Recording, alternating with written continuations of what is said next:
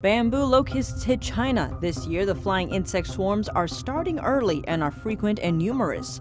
Chinese authorities say it may become a new normal. A recent order has invalidated all privately held passports of regime-related staff in Wuhan. The ban may intend to block potential future whistleblowers from leaving China. Floods arrived in Beijing, 4 inches of rainfall in just 1 hour. Lightning, torrential rain, and high wind warnings were issued in Beijing.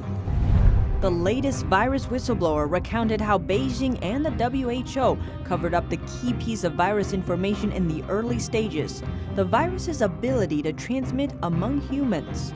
And in China's western Xinjiang, virus cases continue to climb. A biker in the region posted a video asking for help as he's trapped due to the lockdown. Welcome to China in Focus. I'm Tiffany Meyer. Now we take a look at the emerging locust plague in China. According to China's Ministry of Agriculture, the yellow-spined bamboo locust has migrated from Laos to China this year. The ministry explained the insects are starting early and are frequent and numerous. The migration period could last until mid to late August. The Ministry of Agriculture said in the past 5 years, the frequency of migration of the yellow-spined bamboo locust from abroad has increased, and it may become a new normal. A video shows clouds of locusts flying across the sky in southwest China's Yunnan province. 3 days later, a cornfield was found to be full of locusts, and many plant leaves had already been eaten. A villager from Yunnan captured the local situation. He confirmed that the flying insects seen in the sky are all locusts. Mr. Dao, another villager, says locals continue to spray pesticides, but added it's hard to wipe out so many insects. He says the area has been plagued for about a month so far. Wherever locusts go, they eat everything, no matter whether the fields are growing corn or rice, but their favorite is bamboo leaves. According to Chinese media, these locusts have moved from Laos to the border area of Yunnan within the past month, plaguing over 20,000 acres of farmlands. Prior to this, local locust disasters have struck the northeastern provinces of Jilin and Heilongjiang, and the southwestern provinces of Hunan and Guangxi, among others. Chinese authorities are tightening control over private passports. A recent order has invalidated all privately held passports of regime-related staff in Wuhan. Netizens suspect the ban is to lock potential future whistleblowers inside China. Wuhan's Public Security Bureau recently issued a notice ordering certain citizens to surrender their passports or declare their passports invalid. If they do neither, their passports will be cancelled. These people include staff from state organs, state-controlled companies, and institutions. The order will take effect on August 1st. But Wuhan is not the only area imposing the move. A regime clerk from the Xinjiang region told Radio Free Asia that all Chinese officials are prohibited from having their own passports. People from other provinces also reported that their passport applications were rejected. Authorities have stopped processing applications, either because of the pandemic or due to claims that other countries are too dangerous to travel to. On June 20th, China's Ministry of Justice enacted a law to punish government officials for any wrongdoings they commit. Included on the list of punishable offenses, Article 31 mentions leaving China or processing exit border documentation without permission. The law says doing so can lead to the loss of one's job or title. A Chinese economist shared the Wuhan notice on Twitter, writing, "It'll be too late if you don't leave China now." Another user commented that the order is to prevent the emergence of a second Yan Limeng. They're referring to the Chinese virologist and whistleblower who fled to the U.S. in order to reveal the inside story of the Chinese Communist Party's cover-up of the virus. The latest virus whistleblower recounted how Beijing and the WHO covered up the key piece of information in the early stages, the virus's ability to transmit among humans.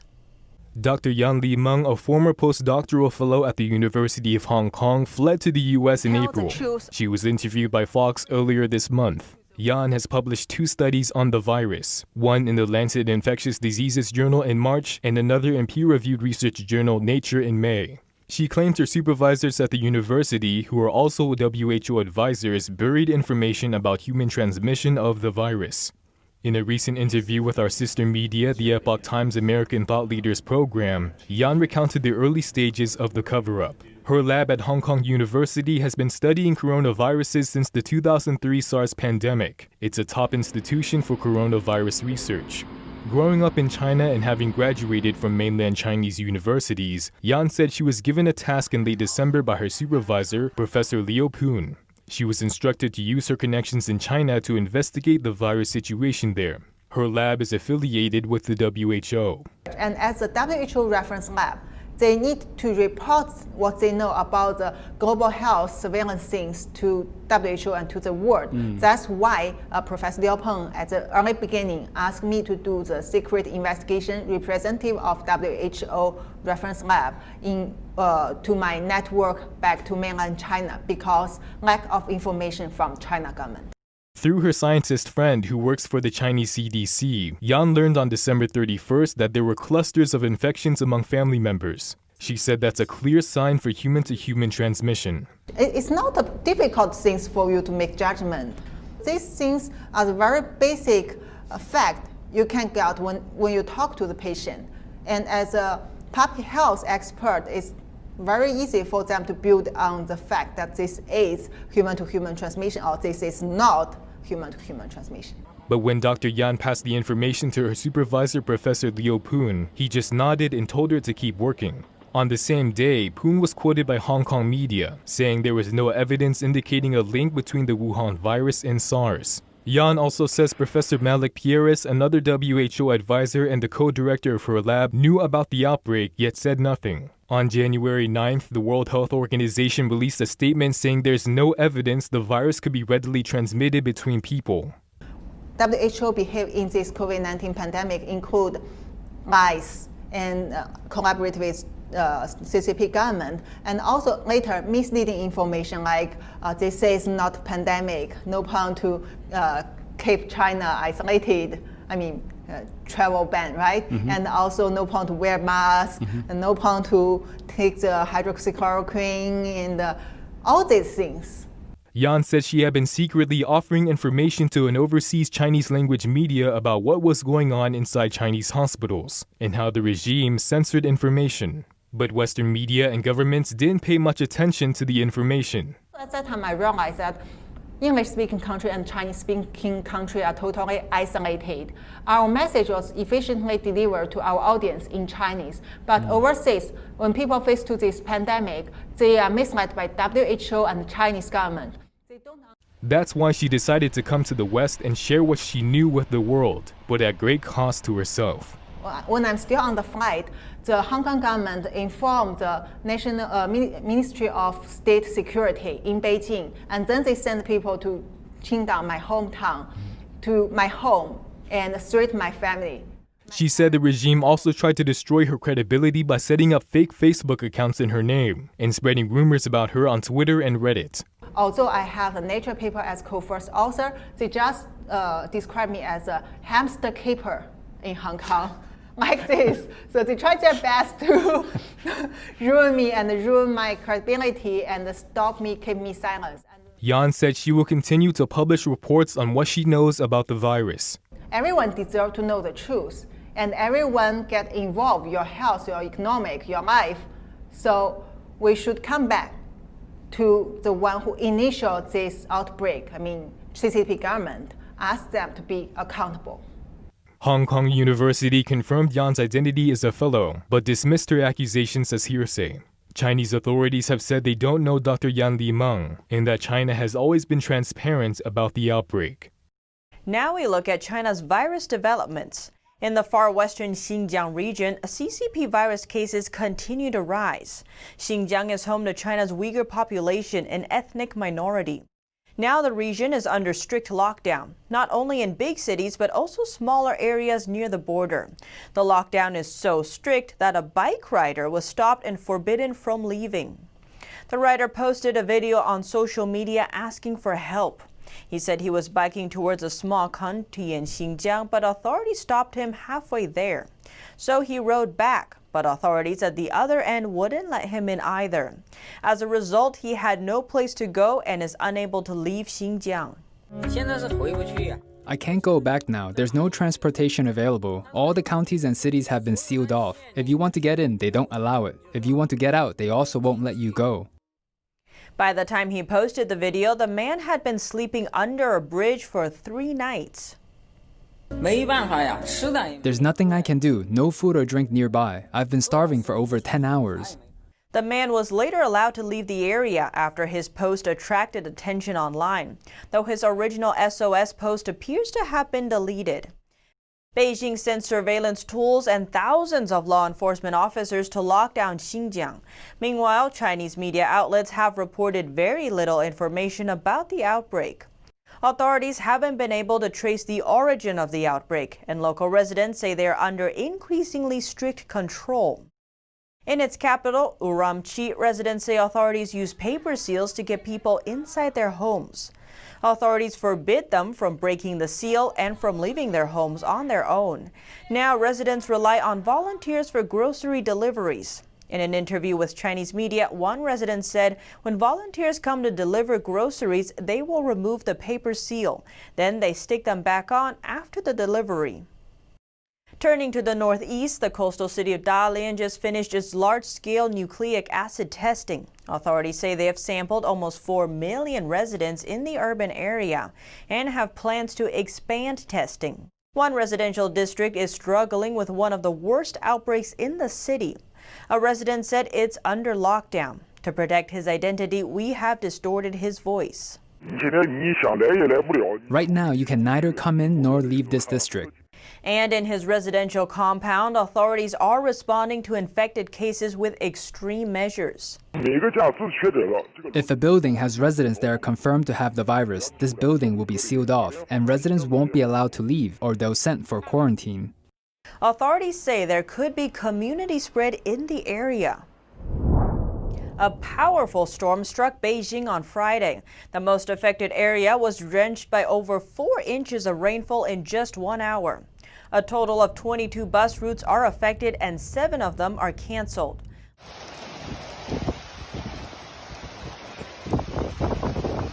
Lightning, torrential rain, and high wind warnings were issued in Beijing.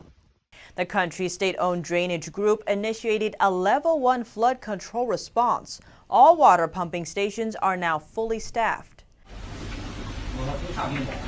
Though certain areas in Beijing experienced heavier rain than others, some accompanied by hail. Cars were seen half submerged, some still managing to drive through the conditions. During the storm, drivers reported difficulty seeing the road ahead. Tourists in the Forbidden City were also caught in the sudden rainstorm. They witnessed the city's stone dragon spitting water along some of its halls.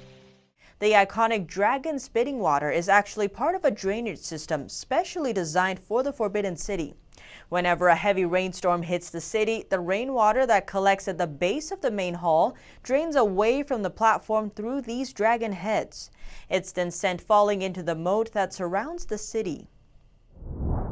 Now to the Yangtze River. The main flow of the river remains well above its flood warning level. Anhui Province's Hydrology Bureau continued to issue red-level flood warnings on Friday.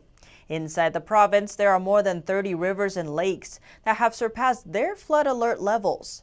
That's as the water level of one lake reaches an all-time high. The Provincial Bureau announced that about 150 arterial roads were blocked due to the floods on Thursday. 25 of them remain blocked on Friday.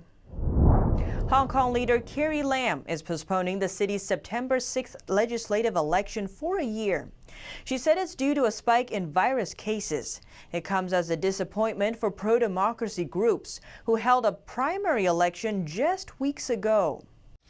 Hong Kong's local government says it has delayed its legislative election for a year because of a spike in coronavirus cases. And it's a blow to opposition candidates who are going to ride a wave of resentment against Beijing to the polls. The opposition had aimed to win a majority in the Legislative Council, where half the seats are directly elected and the other half filled mostly with pro-Beijing appointees.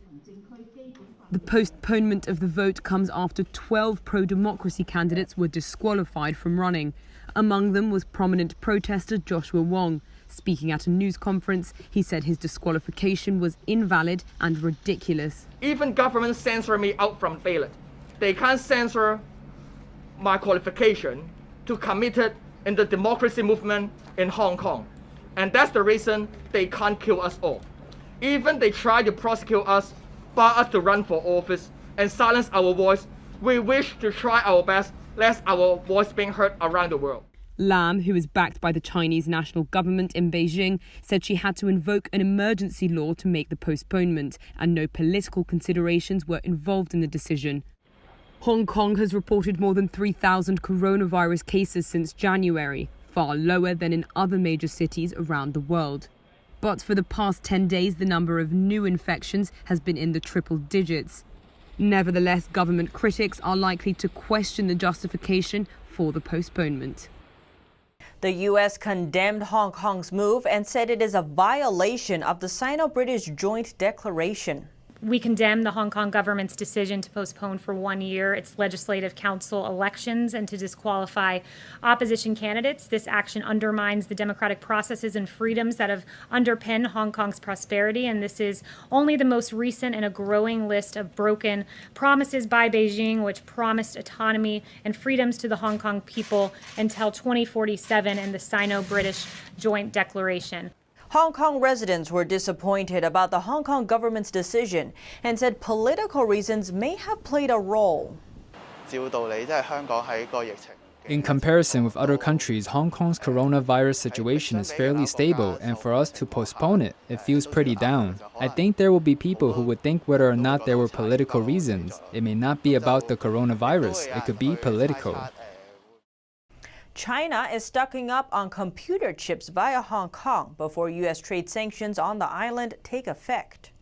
Chinese importers are buying more computing chips through Hong Kong in anticipation of U.S. sanctions on the island, which will make the trade much harder. Re-exports of semiconductors through Hong Kong to China jumped 11% in the first half of the year, compared to the same period in 2019. Re-exports, which is the export of foreign or imported goods, rose by 21% in June alone. The Hong Kong trade represents over 38% of China's total chip imports.